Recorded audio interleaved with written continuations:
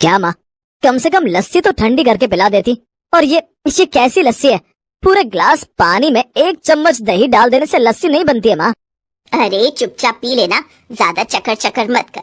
ठीक है, तो फिर आप ही पियो अपनी ये बकवास गर्म पानी जैसी लस्सी। अरे अरे बेटा, तू गुस्सा क्यों करता है? जरा ठंडा हो जा बेटा। हैं? क्या कहा आपने? ठंडा हो जा? अरे कूलर तो बंद पड़ा है हमारे घर में 1947 से। कबूतर रहते हैं उसमें अपने पूरे परिवार के साथ। सिर पे लटका ये पंखा आग उगलता है आग, और आप कह रही हो कि ठंडा हो जाऊं? माँ बस भी करो, इतनी कंजूसी भी ठीक नहीं है। चुप कर, मुझे सिखाने चला है। अगर इतना सोच समझ कर नहीं चलती ना तो। बस अब फिर से आप अपना बचत पुराण मत शुरू करो, जा रहा हूँ मैं। इतना कहकर रंजीत वहाँ से चला गया। रंजीत जब छोटा था तभी उसके पिता की एक हादसे में मौत हो गई थी, जिसके बाद उसकी माँ कमला ने बड़ी मेहनत और मुश्किलों से रंजीत को पाल पोस कर बड़ा किया था। पैसों की दिक्कत हमेशा से थी, तो कमला ने भी हमेशा सोच समझकर पैसे खर्च किए और तब जाकर वो रंजीत को पढ़ा लिखा सकी। लेकिन ये बचत की आदत कब कंजूसी में बदल गई, कमला को भी पता नहीं चला। जब तक रंजीत छोटा था तो वो अपनी माँ से कुछ नहीं कह पाता था, लेकिन जब वो बड़ा हुआ और नौकरी करने लगा तब उसे कमला की कंजूसी से चिढ़ होने लगी। लेकिन जब भी रंजीत कमला से कंजूसी छोड़ने को कहता तो वो गुस्सा हो जाती। और फिर एक दिन, माँ मैं ऑफिस जा रहा हूँ, आज बहुत लेट हो गया। अब वहीं खाना ऑफिस की कैंटीन से खा लूंगा, ठीक है ना? ओए रुक जा, ये ले अपना टिफिन लेता जा। अरे वाह, पर आप तो कह रही थी कि आज सब्जी नहीं बनी है। हाँ तो सब्जी नहीं बनी तो मैंने तेरे लिए पराठों के साथ आम का अचार रख दिया है टिफिन में। माँ आप भी ना। अरे क्या हो गया? रहने दो आप, मैं खा लूंगा पराठे और आपका ये शाही अचार। रंजीत मुंह बनाकर चला गया। वो कहना तो बहुत कुछ चाहता था लेकिन कुछ कह नहीं पाया। उधर ऑफिस में लंच टाइम पर रंजीत ने कैंटीन से सब्जी खरीदी और पराठों के साथ खाने लगा। खाना खाते हुए वो गहरी सोच में था। हे भगवान, क्या होगा मेरी माँ का? उनकी ये कंजूसी कब जाएगी? रंजीत का मानना था कि जब तक वो नहीं कमा रहा था तब तक कमला की कंजूसी जायज थी, लेकिन अब जब वो अच्छा खासा कमा रहा था तो वो चाहता था कि कमला अब उसके पैसों से सारी सुख सुविधाओं का फायदा उठाए। पर कमला खुद को बदलने के लिए बिल्कुल तैयार नहीं थी। फिर एक शाम, क्या हो गया माँ, आप ऐसे घर के बाहर क्यों बैठी हो? अरे वो घर के अंदर बहुत उमस हो रही है। आज तो पंखा भी फुल स्पीड में चला लिया, लेकिन ये गर्मी, अरे अरे अरे बाप रे बाप, मार ही डालेगी। माँ हम एसी ले लेते हैं। पता है मेरे ऑफिस में जो एसी लगे हैं वहाँ बैठकर पता ही नहीं चलता कि बाहर कितनी गर्मी पड़ रही है।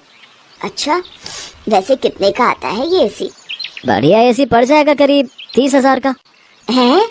बाप रे, इतना महंगा! और फिर बिजली भी खाएगा पेट भर कर। अब माँ एसी है तो बिजली भी खाएगा ही। रहने दे बेटा, एक तो इतना महंगा, ऊपर से बिजली का बिल भी बढ़ेगा। पिछले महीने इतनी कम बिजली चलाई फिर भी पूरे 400 का बिल आया, बताओ। ओफो माँ, आज के टाइम पे 400 रुपए कुछ नहीं होते। अच्छा, 400 रुपए में तेरे वो 4-5 ब्रांडेड कच्छे आ जाएंगे, पता है ना? तो आप ये चाहती हो कि मैं उन्हीं कच्छों को पहनकर सारी गर्मी निकाल दूं? हद है यार माँ। रंजीत खिसियाकर घर के अंदर चला गया। फिर अगले दिन, अब रंजीत तैयार हो गया क्या? हाँ माँ, पर माँ अभी भी सोच लेते हैं, अभी मेरी उम्र ही क्या है? ये सुनो, पूरा 25 का हो गया, अब नहीं तो कब शादी करेगा जरा बता दो। कमला रंजीत को उसकी शादी के लिए लड़की दिखाने ले जा रही थी।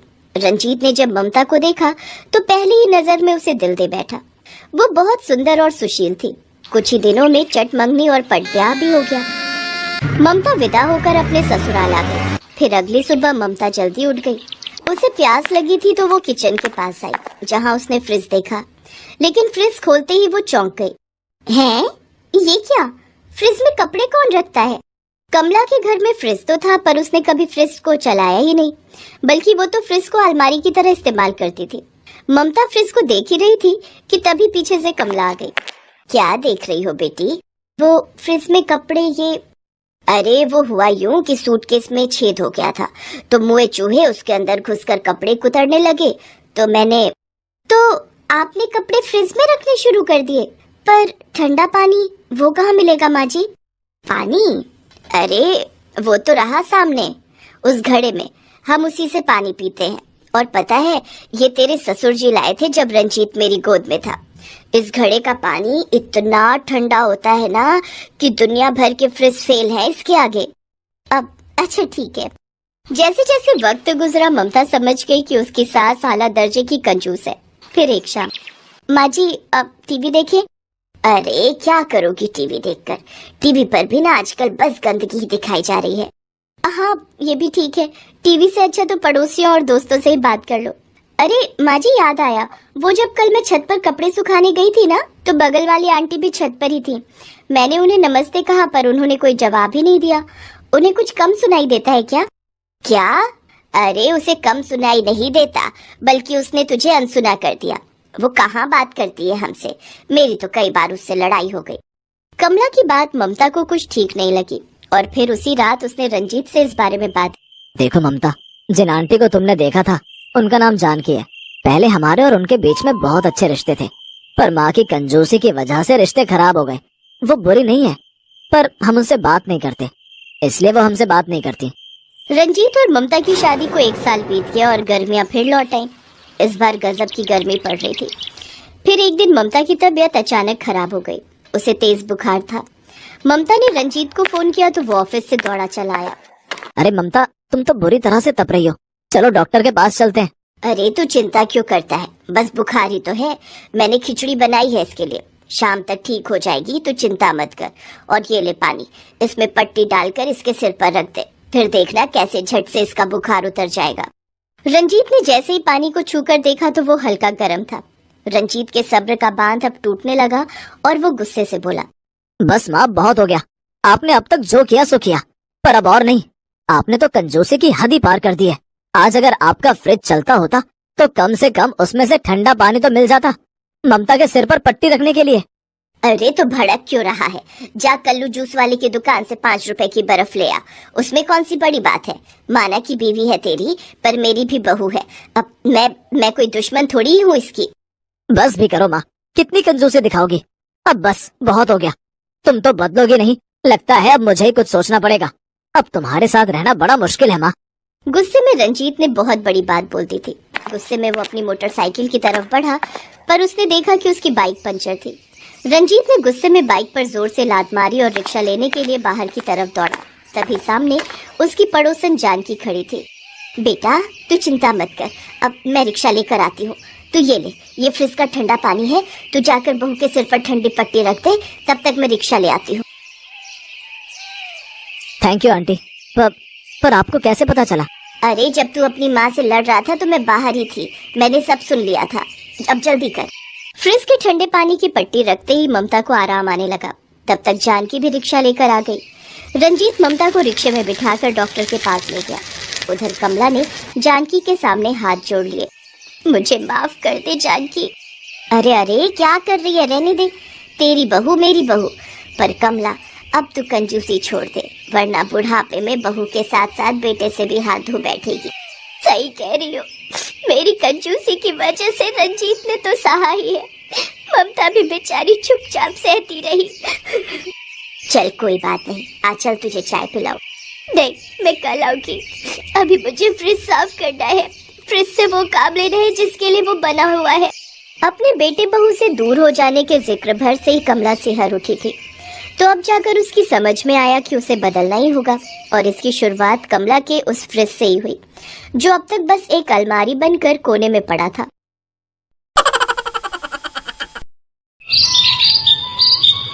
वंश 9वीं कक्षा में था। उसके पापा सब्जी का ठेला लगाते थे और मम्मी घरों में खाना बनाने का काम करती थी। वंश के मम्मी पापा चाहते थे कि वो पढ़ लिख जाए तो बड़ा होकर अच्छी नौकरी पर लग जाएगा, इसलिए वो वंश को बड़े स्कूल में पढ़ा रहे थे। वंश को टेक्निकल काम में बहुत रुचि थी, इसलिए वो अपना दिमाग लगाकर खराब हुए मोबाइल फोन और लैपटॉप ठीक कर लेता था। एक दिन, पता नहीं ये लैपटॉप को क्या हो गया, क्लास का टाइम हो रहा है। क्या हुआ सर, आप कुछ परेशान दिखाई दे रहे हैं? पता नहीं राहुल बेटा, मेरा लैपटॉप ऑन नहीं हो रहा। लाइए सर, मैं ऑन कर देता हूँ। अच्छा तुम कर लोगे तो कर दो, मेरी बड़ी हेल्प हो जाएगी। सर आपको प्रिंसिपल मैम ने बुलाया है। राहुल बेटा मैं प्रिंसिपल मैम के पास होकर आता हूँ, तब तक तुम ये ऑन कर दो। Okay sir. राहुल काफी कोशिश करता है पर उससे लैपटॉप ऑन नहीं होता। तभी वंश वहाँ से जा रहा था। उसने राहुल से कहा, लाओ इधर दो, ये ऐसे ऑन नहीं होगा, मैं ऑन कर देता हूँ। वंश लैपटॉप ऑन कर देता है। तभी टीचर के आते ही राहुल पलट जाता है और वंश के हाथ से लैपटॉप छीन लेता है। वंश, ये लैपटॉप बहुत महंगा है, इसे हाथ मत लगाओ। सर ये लीजिए, मैंने लैपटॉप ऑन कर दिया है। वंश, तुम यहाँ क्या कर रहे हो? कभी देखा भी है इतना महंगा लैपटॉप? चलो क्लास में जाकर बैठो, लंच टाइम खत्म हो गया है। राहुल बेटा, तुमने तो कमाल कर दिया, मेरा लैपटॉप ऑन कर दिया। Thank you sir. राहुल साफ साफ झूठ बोल देता है और वंश बेचारा एक गरीब होने के कारण कुछ नहीं बोल पाता। अगले दिन स्कूल में कंप्यूटर की क्लास थी। टीचर ने सभी बच्चों से लैपटॉप लाने के लिए कहा। कल सभी बच्चे अपना अपना लैपटॉप लेकर आएंगे, मुझे एक प्रोजेक्ट करवाना है। मेरा लैपटॉप बड़ी मुश्किल से राहुल ने ठीक किया है, मैं नहीं चाहता कि ये दोबारा खराब हो, इसलिए सभी बच्चे अपने अपने लैपटॉप पर काम करेंगे। सर मेरे पास लैपटॉप नहीं है। मुझे कुछ नहीं पता, कहीं से भी लाओ। कल तक मुझे हर बच्चे के पास लैपटॉप दिखना चाहिए। तुम्हें पता है मेरे पास 1 लाख रुपए का लैपटॉप है, मेरे पापा ने मेरे जन्मदिन पर उपहार में दिया था। मैं उस पर बहुत अच्छी अच्छी मूवी देखता हूँ और गेम खेलता हूँ। राहुल बच्चों से बातें कर रहा था और वंश अंदर ही अंदर परेशान हो रहा था कि वो घर जाकर अपने मम्मी पापा को क्या बोलेगा। वंश घर पहुंचता है और अपने पापा से इस बारे में बात करना चाहता था, पर उसने सुना उसके पापा पहले से ही परेशान हैं। जानकी घर का किराया, बिजली पानी का बिल और ये राशन के, ये वंश की स्कूल फीस, बाकी ये 2000 रुपए बचे हैं, वक्त जरूरत के लिए अलग रख देना। पापा के पास तो सिर्फ 2000 रुपए बचे हैं।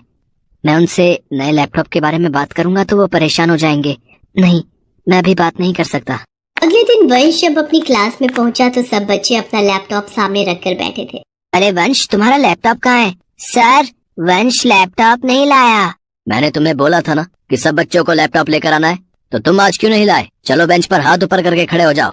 मिस्टर मेहता, प्रिंसिपल मैम ने आपको और मुझे केबिन में बुलाया है। ठीक है मिस शीतल, मैं आता हूँ। दोनों टीचर प्रिंसिपल के ऑफिस में जाते हैं। मिस्टर मेहता, मिस शीतल, आप हमारे कंप्यूटर टीचर हैं। आप तो जानते ही हैं हमारा हॉल का प्रोजेक्टर नहीं चल रहा है और थोड़ी देर में बोर्ड मीटिंग शुरू होने वाली है। सब लोग आते ही होंगे। अंकुरी प्रोजेक्टर चेक करता है पर उसने आज छुट्टी ले ली है। उसकी तबीयत बहुत खराब है, तो मैं चाहती हूँ कि अब इस प्रोजेक्ट को संभालने की जिम्मेदारी आप दोनों ले लो और एक बार प्रोजेक्टर में जो भी प्रॉब्लम आ रही है उसे ठीक करो। ये तो बहुत मुश्किल है, मुझे बिल्कुल भी समझ में नहीं आ रहा है। मिस्टर मेहता, कुछ तो करना ही होगा। थोड़ी देर में मीटिंग शुरू होने वाली है। प्रिंसिपल मैम नहीं तो बहुत गुस्सा करेंगी। हमारा एक स्टूडेंट है राहुल, बहुत इंटेलिजेंट है। उस दिन मेरा लैपटॉप नहीं चल रहा था, उसने कोशिश करके कुछ ही देर में मेरा लैपटॉप ठीक कर दिया था। मैं उससे बुलाता हूँ, वो ये काम जरूर कर लेगा। सर, आपने मुझे बुलाया? राहुल, तुमने उस दिन मेरा लैपटॉप ठीक किया था, एक बार जरा ये चेक करो, ये शायद तुम चला पाओ, इसमें प्रॉब्लम आ रही है। सर सर, मैंने आपसे झूठ बोला था। उस दिन आपका लैपटॉप मैंने नहीं बल्कि वंश ने ठीक किया था। सर मुझे माफ कर दीजिए। I am sorry sir. तुमने मेरे से इतना बड़ा झूठ बोला? तुम्हें तो मैं बाद में देख लूंगा, पहले जाकर वंश को बुला कर लाओ। राहुल वंश को लेकर आता है। इतनी देर में प्रिंसिपल मैम भी वहाँ आ जाते हैं। वंश प्रोजेक्टर ठीक कर देता है और मीटिंग शुरू होने तक वहीं रहता है। उस बीच कोई भी परेशानी नहीं होती। इस बात से प्रिंसिपल मैम और टीचर बहुत खुश होते हैं। मैम, वंश बहुत ही इंटेलिजेंट बच्चा है, ये कंप्यूटर विषय में बहुत अच्छा है, पर इस बच्चे के पास अपना खुद का लैपटॉप नहीं है। अगर इसके पास अपना खुद का लैपटॉप होगा तो ये भविष्य में बहुत कुछ कर सकता है। आप ठीक कह रहे हैं मिस्टर मेहता। हमारे स्कूल में ऐसे होनहार बच्चे होना हमारे स्कूल के लिए गर्व की बात है। अगले दिन स्कूल के हॉल में जब सब बच्चे इकट्ठे हुए थे, प्रिंसिपल मैम वंश को स्टेज पर बुलाती हैं और उसे एक लैपटॉप उपहार में देती हैं। वंश बेटा, ये तुम्हारा पुरस्कार भी है और स्कूल की तरफ से उपहार भी है, तुम्हारा अपना लैपटॉप। मैं चाहती हूँ हमारे स्कूल का हर बच्चा वंश की तरह होनहार बने। Thank you ma'am, thank you so much. Hall में खड़े सब बच्चे तालियां बजाते हैं। राहुल को भी अपनी गलती का एहसास हो जाता है। वंश अपना पुरस्कार लेकर घर जाता है, जिसे देखकर उसके मम्मी पापा बहुत खुश होते हैं और वंश को गले से लगा लेते हैं।